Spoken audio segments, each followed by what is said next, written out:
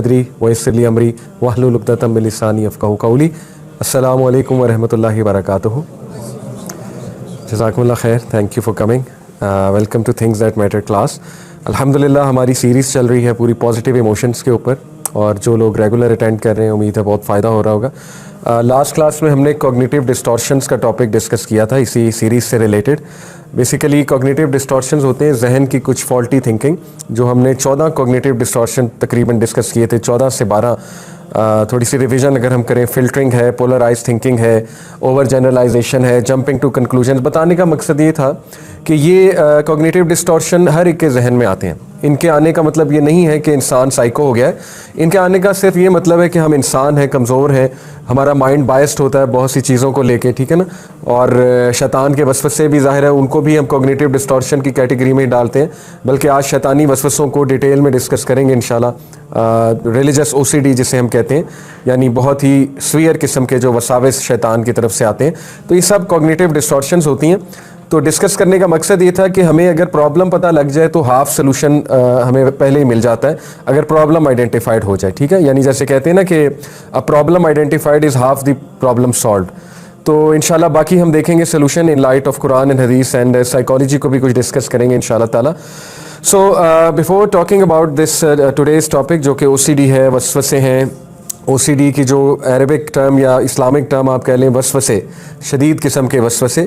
और basically psychology की language में ओसीडी ऑब्सेसिव कंपल्सिव डिसऑर्डर, यानी बहुत स्वीयर किस्म की ऑब्सेशंस और कंपल्शंस आना कुछ करने के लिए, ठीक है। मतलब लोग बार बार हाथ धोते हैं, बार बार बेडशीट चेंज करते हैं, या किसी एक चीज़ को ही सोचते रहते हैं बैठ के। कभी कभी होना इट्स ऑल राइट, सबको होता है, इवन मुझे होता है, ठीक है। कोई चीज़ गिर जाए, कोई बेडशीट गंदी नज़र आ जाए, बंदा साफ़ करके फिर जब तक बदल ना ले चैन नहीं आता, ठीक है। या कोई चीज़ ज़मीन पे गिर जाए, जब तक ज़मीन साफ़ नहीं कर ले चैन नहीं आता। That's not OCD, don't mistake it for OCD. वो ओसीडी नहीं है, ठीक है। ओसीडी बहुत बहुत बहुत स्वीयर एंग्जाइटी प्रॉब्लम है, स्वीयर एंग्जाइटी प्रॉब्लम। जब बंदा जो है वो आपे से बाहर हो जाता है और उसको बाकायदा दौरा पड़ने लगता है किसी भी चीज़ को लेके। ऑब्सेशंस और कंपल्शन इस स्वीयर किस्म की होती हैं, उसका रोने का दिल करता है, रोने लग जाता है, लिटरली चीखे मारने लग जाता है, ठीक है, जब तक वो चीज़ वो कर ना ले जिसका उसको दिल कर रहा है। तो ओसीडी इज़ वेरी डिफरेंट। देखें सारा लुबे लुबाब जो भी हम चीज़ पढ़ेंगे इंशाल्लाह, जब सोल्यूशन की हम बात करेंगे तो देखिए लुबे लुबाब यही है कि जितना हमारा अकीदा स्ट्रॉन्ग होगा, अकीदा से मुराद है यानी हमारा वर्ल्ड व्यू, हमारा बिलीफ सिस्टम और अल्लाह ताला पर ईमान, ठीक है, और इस्लामिक कॉन्सेप्ट्स हमारे जितने स्ट्रॉन्ग होंगे उतना हमारा ज़्यादा चांस है ज़िंदगी के मसाइल से डील करने का और पॉजिटिव रहने का। अदरवाइज़ देखें बहुत मुश्किल हो जाता है। हमारे पास अब काफ़ी प्रॉब्लम्स आते हैं, यूथ के क्वेश्चंस आते हैं हमारे इनबॉक्स में। जैसे अभी रिसेंटली एक केस आया कि एक सिस्टर हैं, उनका वीज़ा रिजेक्ट हो गया, यूके में है, अमेरिका का वीज़ा रिजेक्ट हो गया।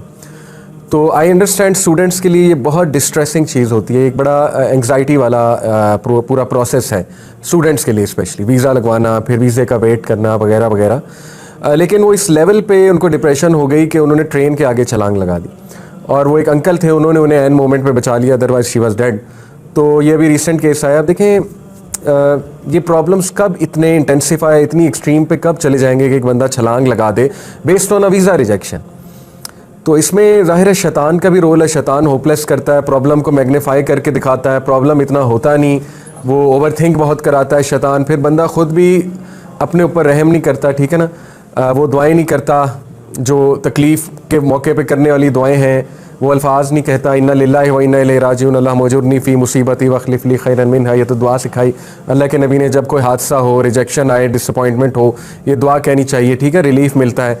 फिर ज़ाहिर है उसका बिलीफ सिस्टम नहीं स्ट्रॉन्ग, उसको उसके लिए सारी की सारी सक्सेस दुनिया ही है, ठीक है, यानी सारा बिलीफ सिस्टम ही डिस्टॉर्टेड है। जैसे हमारे स्टूडेंट्स का कर दिया गया अनफॉर्चुनेटली, यूनिवर्सिटीज़ ने, स्कूलों ने उन्हें घोल के पिला दिया है कि बस अमेरिका जाना, यूके जाना यही वाहिद सक्सेस है, किसी आईवी लीग में जाना यही वाहिद सक्सेस है, असल में अदरवाइज़ तुम बहुत बड़े फेलियर हो, ठीक है। तो जब पैसे को ही दीन बना दिया गया, पैसे को ही रिलीजन बना दिया गया, तो फिर इस लेवल की डिप्रेशन आती है कि इंसान फिर इस तरह ख़ुदकुशी करने की भी कोशिश करता है। तो मेरा पॉइंट आपको बताने का मकसद ये है कि देखें जितना अकीदा स्ट्रॉन्ग होगा, हर चीज़ अल्लाह की तरफ से आती है। मुल्क अल्लाह का है, अमेरिका हो, यूके हो, किसका मुल्क है? अल्लाह का है। वीज़ा किसने लगवाना है? अल्लाह ने लगवाना है, ठीक है। नहीं लगा तो इसमें कोई बेहतरी है। तो जब तक वो तकदीर, वो अकीदा, वो अल्लाह पे बिलीव स्ट्रांग नहीं है, ठीक है ना, जब तक डिसअपॉइंटमेंट से डील करने का इस्लामिक तरीका नहीं आता, वो दुआएं नहीं आती, आखिरत पर ईमान स्ट्रांग नहीं है, ठीक है ना, तब तक बहुत मुश्किल हो जाएगा। क्योंकि 21वीं सदी की लाइफ बहुत फास्ट पेस्ड है। ये इतनी कट थ्रोट वर्ल्ड में आप रह रहे हैं, इतने कट थ्रोट वर्ल्ड में आप रह रहे हैं कि डिप्रेशन यूँ आएगी। छोटी छोटी चीज़ों पे रिजेक्शन हो जाती है ना, जॉब नहीं मिलती, रिजेक्ट हो गए, ग्रोथ नहीं हो रही, उस पर डिसअपॉइंटमेंट है, ठीक है ना, उसके बाद प्रमोशन नहीं हो रही, उस पर अलग डिसअपॉइंटमेंट है, कोई प्रोजेक्ट किया, उस प्रोजेक्ट का कमबैक नहीं मिला, उस पर डिसअपॉइंटमेंट है, बिजनेस शुरू किया, उसका रिटर्न नहीं आया, उस पर डिसअपॉइंटमेंट है, यूट्यूब चैनल शुरू किया, उसके सब्सक्राइबर नहीं बढ़े, उस पर डिसअपॉइंटमेंट है। यानी इतनी फास्ट पेस लाइफ है 21वीं सदी की, और इतना कट थ्रोट है, इतना कंपटीशन है कि अगर आपको इस्लाम का नहीं पता, आप गए, मतलब आपका हशर नशर हो जाएगा, आप तबाह बर्बाद हो जाएंगे मेंटली, ठीक है, आप सरवाइव ही नहीं कर सकेंगे। इसीलिए आप देखें कि पूरी दुनिया में डिप्रेशन बहुत स्काई रॉकेट जा रही है, बहुत स्काई रॉकेट जा रही है, और स्ट्रेस भी बहुत ऊपर जा रहा है लोगों का।